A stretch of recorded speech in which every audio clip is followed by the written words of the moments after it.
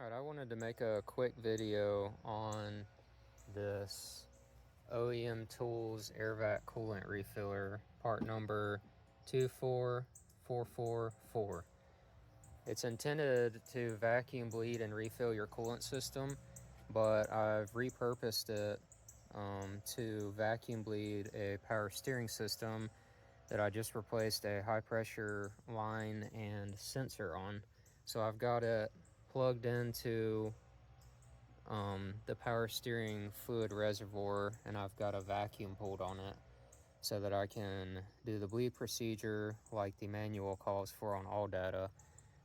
You can just disregard this hose. That's what's intended to go into the bucket of coolant when you fill under a vacuum. But basically this is just a venturi, and you hook this up to shop air and you crack it open. Any fluid that gets pulled through the venturi just goes into this jug, so it's just there to keep it from making a mess. And then you crack this valve to pull your vacuum.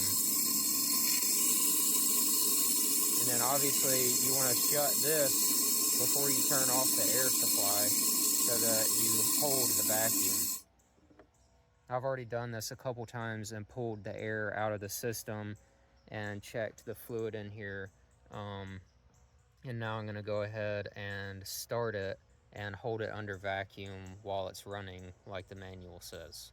Well, you definitely, if you've taken it apart and you know there's a whole line that's not full of fluid and you pull a vacuum, it's going to draw the first time I did it, it drew this reservoir down empty.